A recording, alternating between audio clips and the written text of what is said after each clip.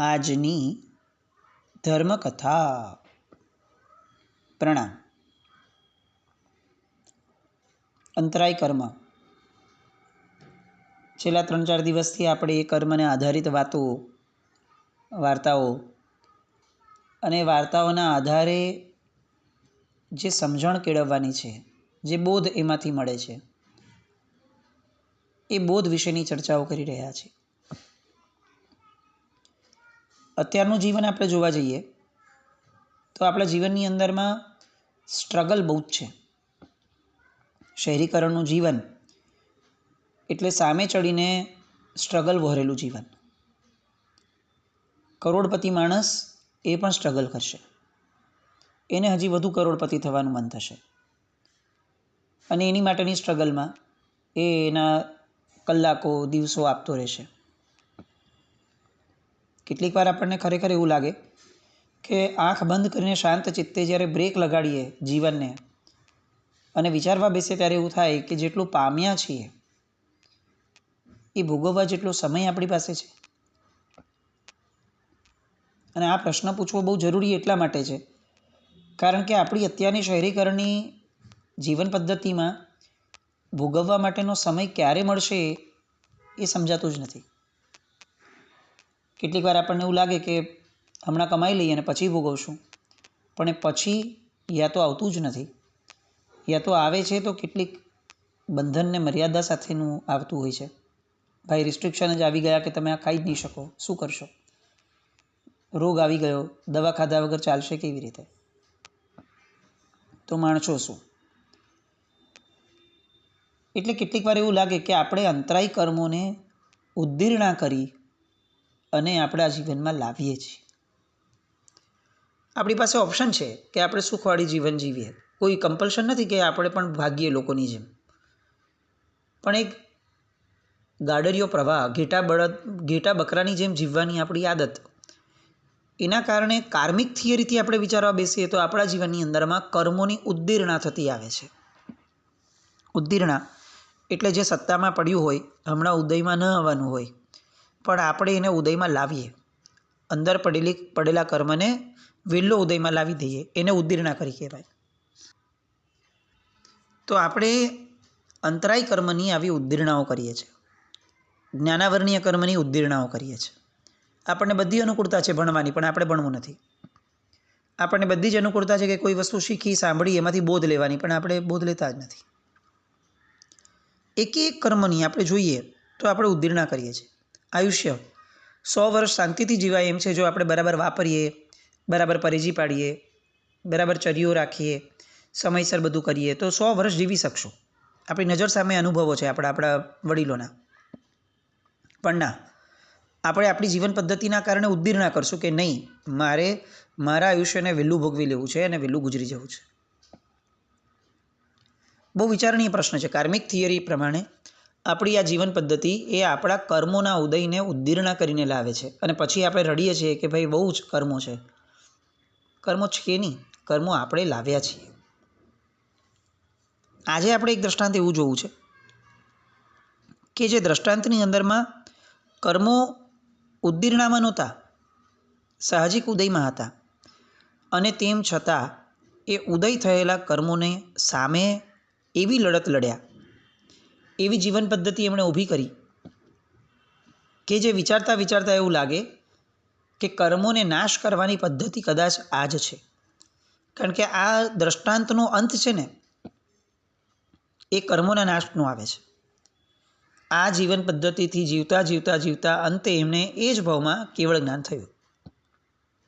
એટલે આપણે આગળ દાખલાનો જવાબ તૈયાર છે કે આ રીતે કેવળ જ્ઞાન થતું હશે તો એ કઈ પદ્ધતિ છે? એ પર્સ્પેક્ટિવથી, એ એંગલથી આપણે આ દ્રષ્ટાંતને જોવાનું શરૂ કરીએ. નેમિનાથ ભગવાન અને નેમિનાથ ભગવાનના પરમ ભક્ત એવા કૃષ્ણ મહારાજા, આમ એમના પિતરાઈ ભાઈ અને આમ પરમ ભક્ત, ક્ષાયિક સમ્યક્ત્વના ધણી. ક્ષાયિક સમ્યક્ત્વ એટલે આપણી બધાની કલ્પનાની બહારનું તંત્ર છે. આપણે કદાચ આગળના દિવસોમાં જોશું કે ભાઈ આ સમ્યક્ત્વ શું છે, દર્શન મુનિઓનો ક્ષયોપશમ શું છે, એ આપણે આગળના દિવસોમાં જોશું કદાચ. પણ મૂળમાં ક્ષાયિક સંકિતી આત્મા એમના પુત્ર, નામ ઢંઢણકુમાર.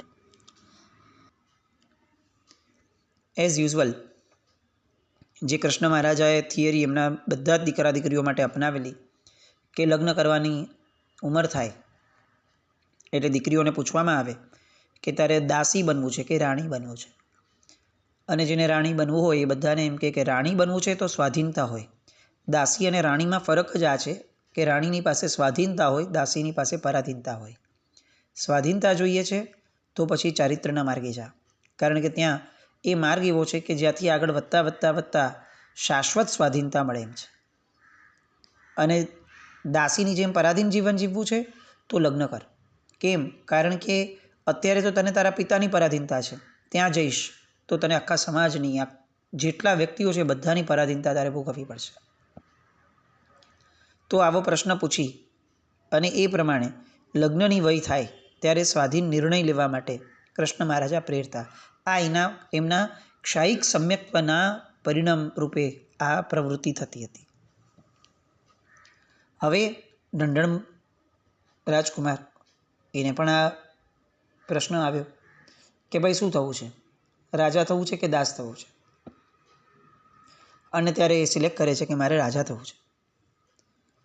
તો રાજા થવું હોય તો એક જ માર્ગ છે કે જે માર્ગની અંદરમાં ખરેખર આત્મા પોતે પોતાના સ્વાધીનતાથી જીવી શકે એમ છે, ચારિત્રનો માર્ગ.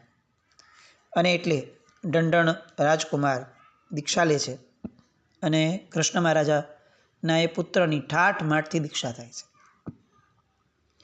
હવે દીક્ષા લીધી ને કેટલાક જ દિવસો થયા અને અચાનકથી જેમ આપણને કોઈને હાર્ટ એટેક થાય, કોઈકને અચાનક કોઈ રોગ ઊભો થાય, એવી રીતે અચાનક આમના જીવનની અંદરમાં અંતરાય કર્મ ઊભો થયો, એનો હુમલો થયો.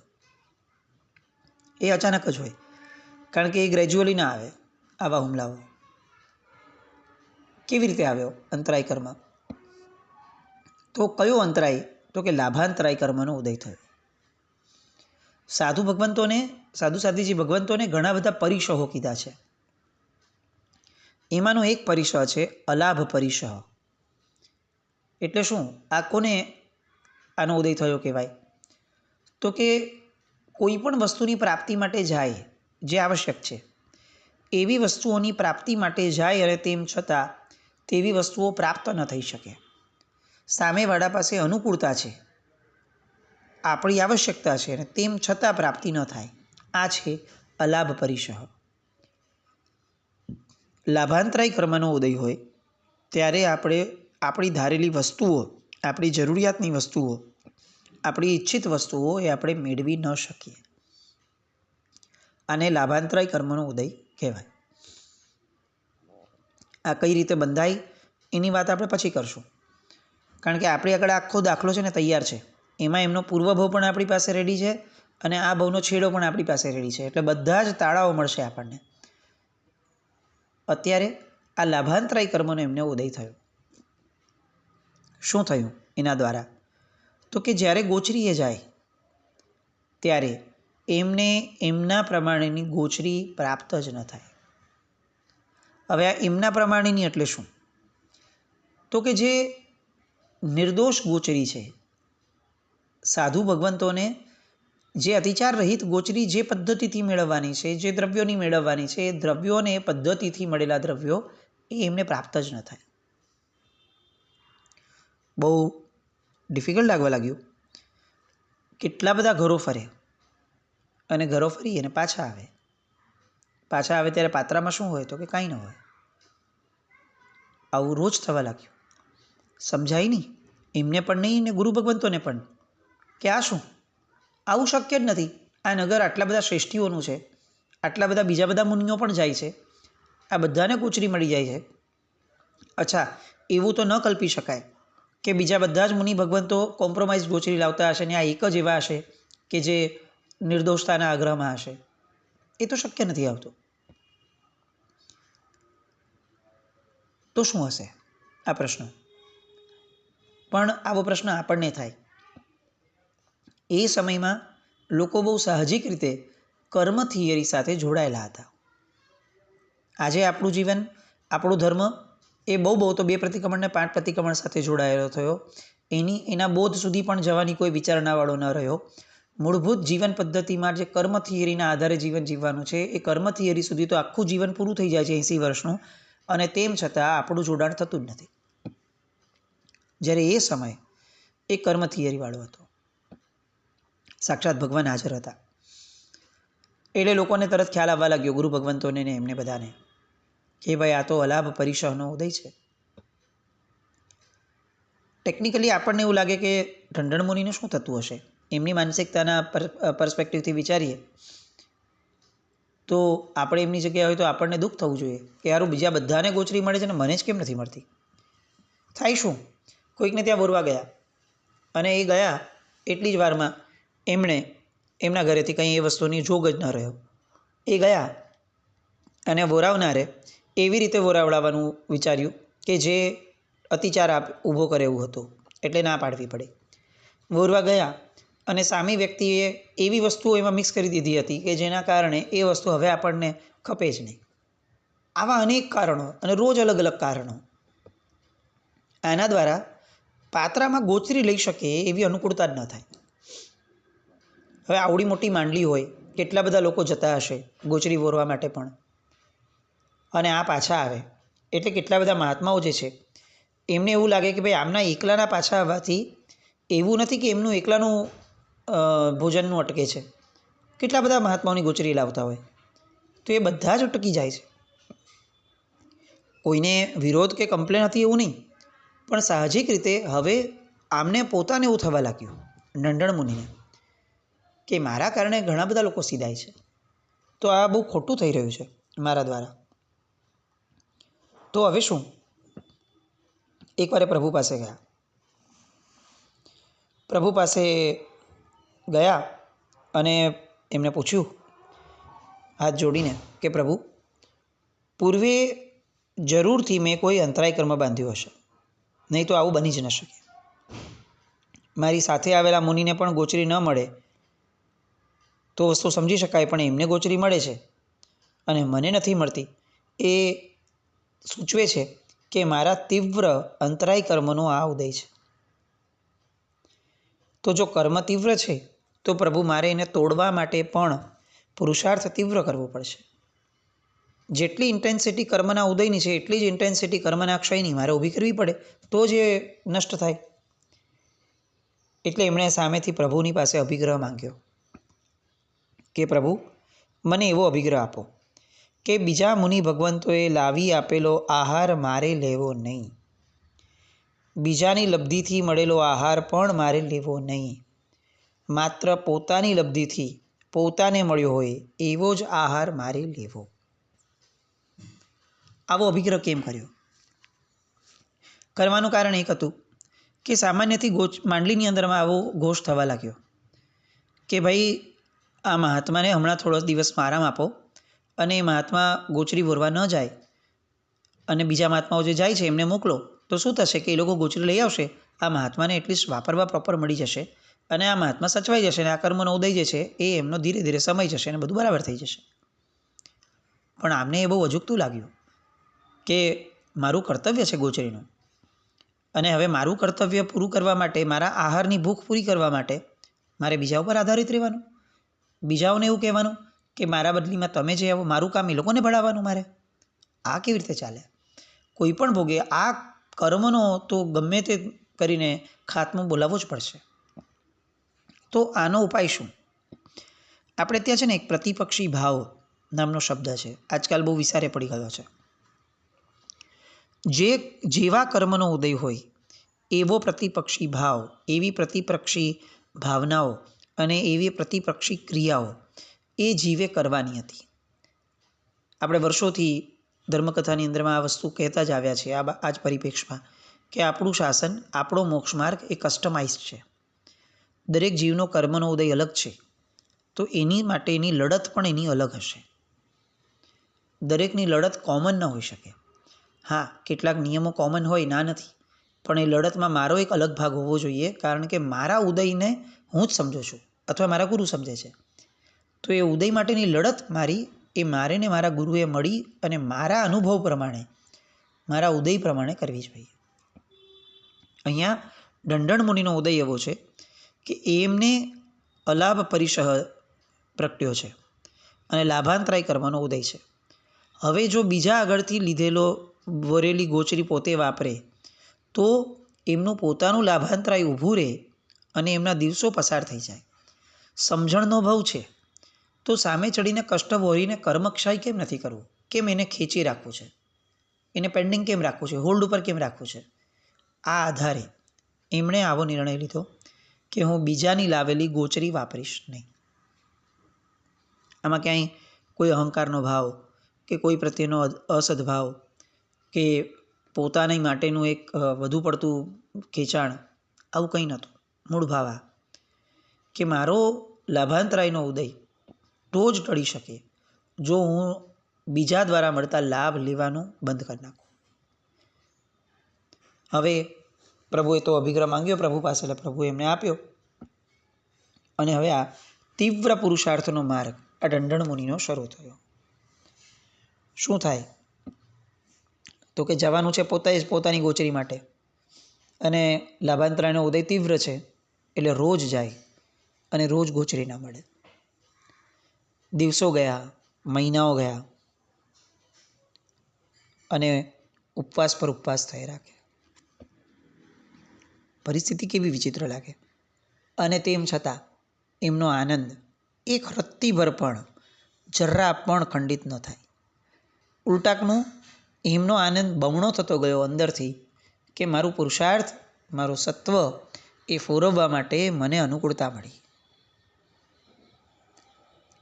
પ્રભુ વિહાર કરતાં કરતાં દ્વારિકા આવ્યા. એમની સાથે જ આ આખો રસાલો મહાત્માઓ બધા એ દ્વારિકા પધાર્યા. એટલે હવે એકવાર આ દ્વારિકામાં ભગવાન પધાર્યા એટલે પોતાનું જ ગામ છે. કૃષ્ણ મહારાજા એ એમની પાસે ગયા ભગવાનને વંદન વગેરે કરવા માટે. અને આવી રીતે રોજનો ક્રમ ચાલતો હતો. આ બાજુ આમનો ક્રમ પણ ચાલતો હતો કે રોજ દ્વારિકા નગરીમાં જાય. પોતે દ્વારિકાના રાજાના સંસારી પુત્ર હતા અને તેમ છતાં દ્વારિકામાં પણ એમને ગોચરી ન મળે. લાભાંતરાનો ઉદય હોય ને ત્યારે માણસ કઈ કક્ષાનો છે ને એની પણ તમા નથી રહેતી. આપણને જે અહંકાર છે ને કે હું કેટલો મોટો માણસ છું, જ્યારે આપણો અંતરાયનો ઉદય આવશે ને ત્યારે કર્મની દ્રષ્ટિએ આપણે એક સૂક્ષ્મ જીવાણુ કરતાં મોટા નથી. મચ્છરની જેમ આપણને ઉડાડીને ફેંકી દેશે. એટલે કોઈ નશામાં રહેવા જેવું નથી. આ દ્રષ્ટાંત આપણને દેખાડે છે કે જો સ્વયં દ્વારિકાના રાજા કૃષ્ણનો પુત્ર પણ એના અંતરાય કર્મના ઉદયે એક દાણો પણ પામી નથી શકતા ગોચરીમાં સૂચતો, તો આપણે તો શું આપણી અવેલેબિલિટી ને આપણા પોતાના સમૃદ્ધિ ઉપર અહંકાર કરીએ. આ તો અંતરાય કર્મનો ઉદય નથી ત્યાં સુધીની વાત છે. એ જાય રોજ અને રોજ ગોચરી વગરના પાછા ફરે. હવે એકવાર આવું થયું કે કૃષ્ણ મહારાજાને જિજ્ઞાસા થઈ અને પ્રભુની પાસે ગયા. પ્રભુ, તમારી પાસે 18,000 શિષ્યો છે. અમારી નજરે તો આમ અત્યારે જોઈએ તો એકથી એક ચડિયાતા તપસ્વીઓ, એકથી એક ચડિયાતા આરાધકો, એકથી એક ચડિયાતા સ્વાધ્યાયી, એકથી એક ચડિયાતા ધ્યાન અને સાધનામાં મગ્ન રહેનારા મુનિઓ છે. એકને જોઈએ અને બીજાને ભૂલી જઈએ એવો આ વિશાળ આપનો શિષ્ય પરિવાર છે. પણ તેમ છતાં પ્રભુ, અમારી અપેક્ષાએ, અમારા જેવાઓની અપેક્ષાએ આવો સાહજિક પ્રશ્ન થાય કે સાહેબ, ઉત્કૃષ્ટ આરાધક હોય એવો શિષ્ય કયો? આમ આ પ્રશ્ન છે ને થોડો આપણને એપ્લિકેબલ ઓછો લાગે કે ભાઈ આવું કમ્પેરિઝનવાળું સ્તર ન હોવું જોઈએ. કારણ કે તમે કોઈ એકને ઉત્કૃષ્ટ કહો છો ત્યારે બીજા બધા થોડા એના કરતાં નબળા સાબિત થઈ જાય છે. આમ નથી થતા, પણ આપણે છે ને અહંકારના ચશ્મા લગાડીને જોવાવાળા માણસો છીએ. એટલે આપણી માટે એવું થઈ જાય કે ભાઈ આ જ બેસ્ટ છે, તો એનો મતલબ કે બીજા કોઈ બેસ્ટ નથી, બીજા કોઈ બેટર પણ નથી. આવી આપણી વૃત્તિ હોય છે. ઘણીવાર એવું લાગે કે કોઈ એક વ્યક્તિ માટે એવું વપરાય ને કે આ બહુ ચુસ્ત પાડે છે, તો એ પાડે છે ચુસ્ત ત્યાં સુધીનો વાંધો નથી, પણ એને આવું ટેગ લગાડવામાં આપણી સામાન્ય સમજણ એવી વિચારતી થઈ જાય કે બીજા બધા સુસ્ત પાડે છે. એટલે આપણી અત્યારની સમજણની કક્ષા માટે આવું વિચારવું બહુ લાગે એપ્લિકેબલ કે આવા કમ્પેરિઝનવાળા પ્રશ્નો ન હોવા જોઈએ, પણ આ એમણે પૂછ્યો છે કે જેમના મનની અંદરમાં આવો કોઈ વિકલ્પ આવવાનો નથી, ક્ષાયિક સમ્યક્ત્વના ધણી છે, અને એમણે પ્રશ્ન પૂછ્યો. અને હવે નેમિનાથ ભગવાન એનો જવાબ આપશે અને સાથે સાથે કારણ આપશે.